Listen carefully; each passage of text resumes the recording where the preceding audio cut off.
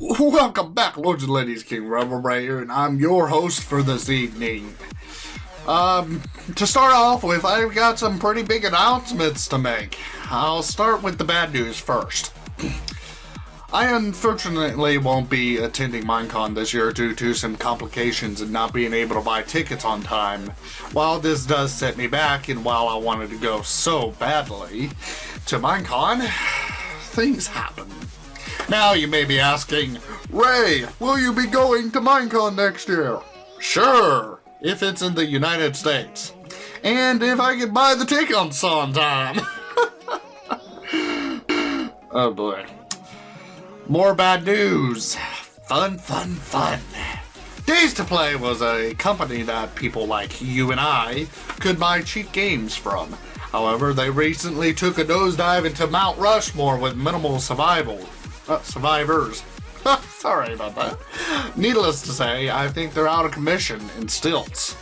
On the other hand, I don't know if you noticed, but I was also partnered with Days to Play, and I have recently removed all affiliations with them, and the logo is no longer on the channel. There are still alternatives to cheap games such as G2A.com. So you know, I'm not sponsored by them, I'm just being a community play-along type guy. A couple of my friends, mind you, have used that in the past and they have not had any issues with them. So go check them out, G2A.com.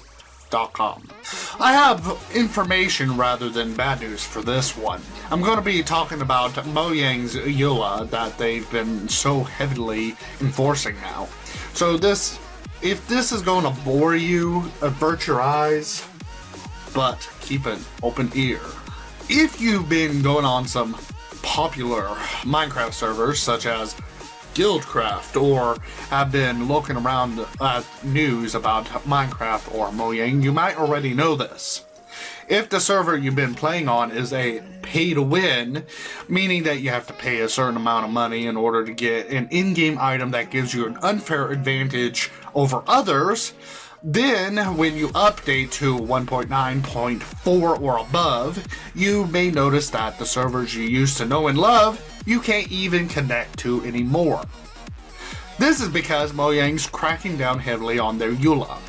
If it's a pay-to-win server, it is now banned. Except Mojang to be looking at the servers who are not banned yet that are pay-to-win to be blacklisted in the near future. Workarounds for these servers still exist,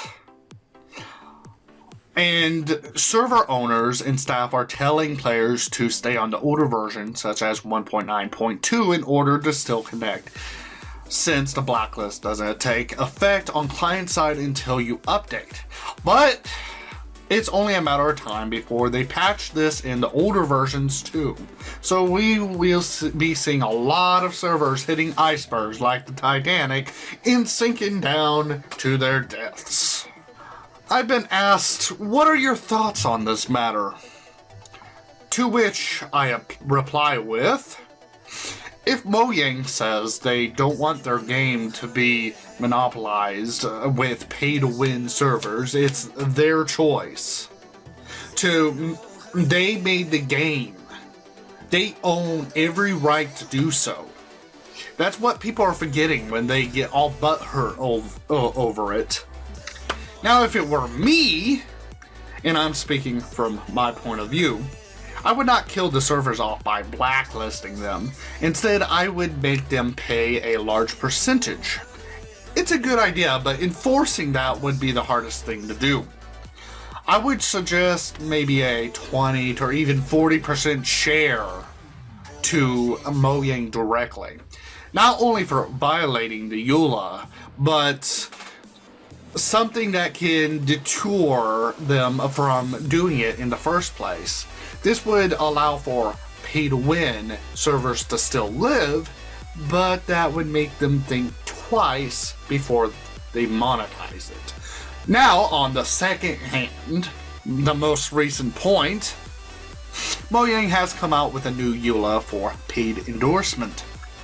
I will link the official page in this video description below, but essentially companies or entities like them, including nonprofit, can't use Minecraft to promote, market non-Minecraft product brands or services. If you are something like that or employed by that, you or people you pay can't make a mod, map, server, or video using Minecraft that markets you or your client's products, brands, or services, or has you, your client's product, brand, services, world, characters, etc. in them.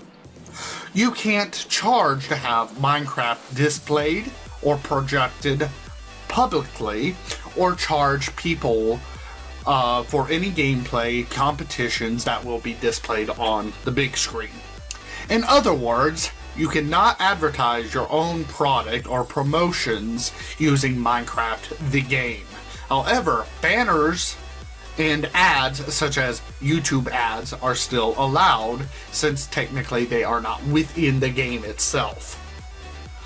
You are allowed to pay for ads to be put in a Minecraft video, like banner or standard YouTube ads. You can pay to have ads in the websites, or the the server websites that are Minecraft related, as long as you aren't paying the server up to design or host a Minecraft mod, map, or server within a world. Representations of your product, brands, services, as such, if you are not asked or paid, nothing is wrong with making products, environments, or even political support within Minecraft mods, maps, or servers. Meaning, if you want to, let's say, support Donald Trump, and Donald Trump doesn't come to you and say, hey, I want you to support me, then that's fine. You can do that. There's nothing stopping you. As to my thoughts on this one, I would have to revert back to what I said to the previous EULA statement, that they should charge a percentage of cash earned from monetary income. Now, tell me your thoughts on the subject. Do you think Mojang is heading the right direction, or are they plummeting what we used to know into the ground? Like if you enjoyed this little vlog, and subscribe if you haven't subscribed. And that's all for this episode. I'll catch you lords and ladies next time. Bye bye now, and enjoy.